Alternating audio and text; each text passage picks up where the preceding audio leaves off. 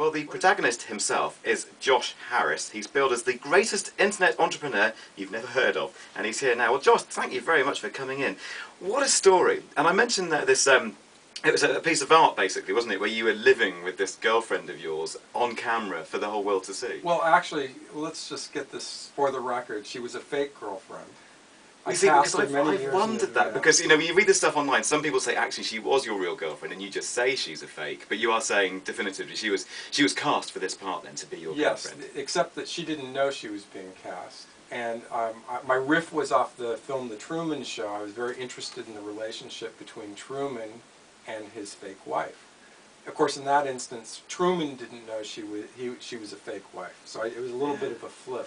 Yes, that's right. I remember The Truman Show had come out at around that time, wasn't it? It was the big movie of the time. You see, I'd love to dwell on this relationship between you and the lady Tanya, but this is a technology show, so we're going to move on to the technology as well. And I guess in many ways, both that venture and the one that you did previously in this New York basement, this was what we were kind of presaging what today's culture of webcam surveillance, that kind of thing, would you say? Yeah, we took webcam surveillance to the extreme and wanted to, in the bunker, and at the Millennium, New York City 2000, 100 of us lived in a bunker. There was also an interrogation room and a torture chamber and a neo-fascist temple.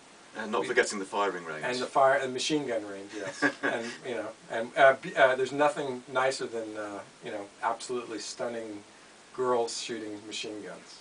Well, yes, I've seen some of the videos for research. Obviously, I've seen the movie, and it's all it's in a there. Technology show, but still. Okay, and I suppose it's easy for people to think, well, that's all a bit passé, webcams, and effectively a very anarchic version of the Big Brother house that will be familiar to people in many countries. But of course, this was 10 years ago, wasn't it? So would you say it was ahead of its time? It was ahead of its time, and I think in many ways still ahead of its time. I mean, you know. Well, actually, let's take We Live in Public with the fake girlfriend. That was, I think that's still ahead of its time, because unlike the television show Big Brother, which was a facsimile of living in public, we actually were living in public, and the audience was, the thing that we realized in doing that piece of work was that the audience was not just watching, they were taking parts of our mind share and affecting our decision-making processes. They were literally in our heads and doing things in our lives that we didn't necessarily control.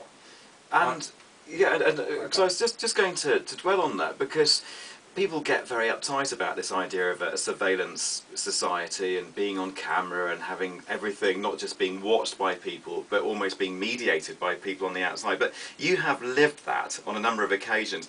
How has that made you feel about your privacy and the way that many people worry about their privacy? Well, you know, it's not, in my experience, I think privacy is gone.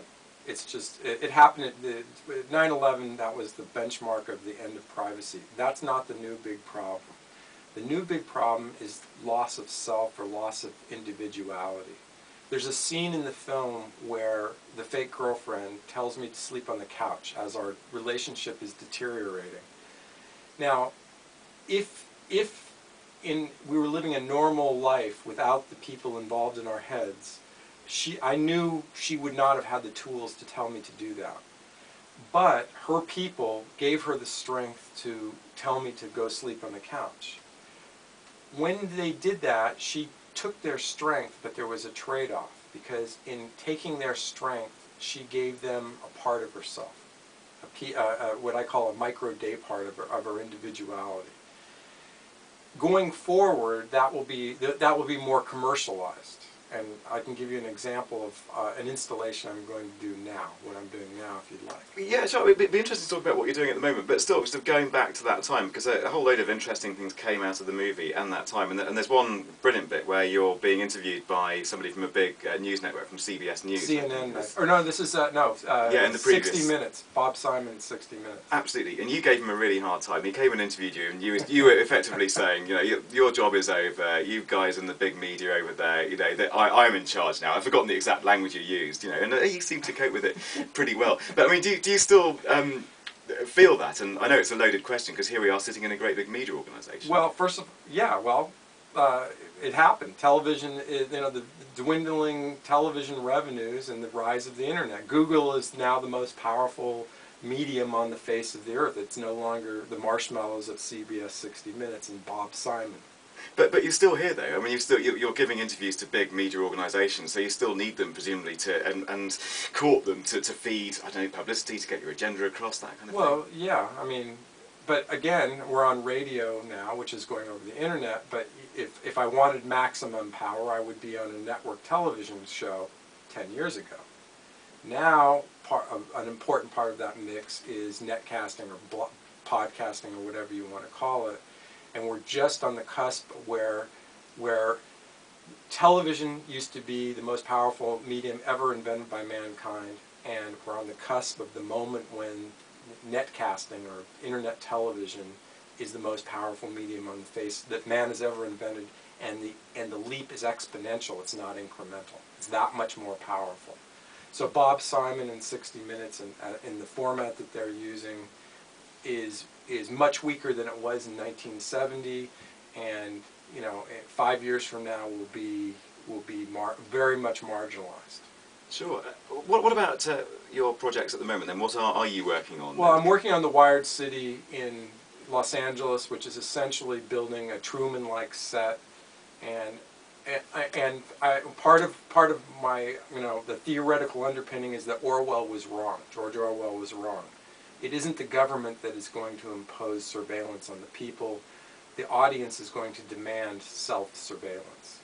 So essentially, I'm going to build a facility where people on YouTube, internet pop stars, are brought to set and live on set, and all they do all day long is watch people in their homes, sort of a game show. And once that format is worked out and it becomes highly successful, of course, in Hollywood and as in other entertainment media cities around the world, that format will be copied, and variations on that theme are going to take over television as we know it. Very much the same way as television marginalized radio, the internet television is going to marginalize television. It doesn't mean that BBC World Service is going away. It's just marginalized compared to where it was in 1945 during World War II. Sure. Well, let's introduce you, Josh, to Bill Thompson. He's our regular commentator, actually talking to us from Australia, the lucky fella. So, Bill, what's your take on this? What's your reaction to what you've just been hearing from Josh? Well, I think what Josh shows quite clearly is that many great innovations sort of are first time round their art, and the second time round their mass medium or mass entertainment, and the things that he was doing 10 years ago have, as he said, become part of the mainstream.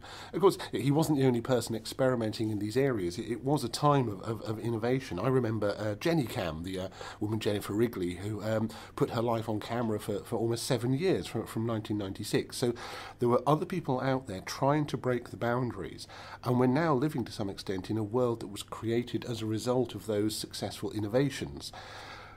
The idea that privacy is over is one that I've often thought myself. You look around at just the amount of information we all give out every day, the amount of stuff we disclose. I'm here in Australia. If anybody wants to know, which bar I was drinking at, whatever, they can find that out because it's up there on the internet. I've been chatting to people about it. All that sort of information is now available. And we monitor ourselves and we make that information available.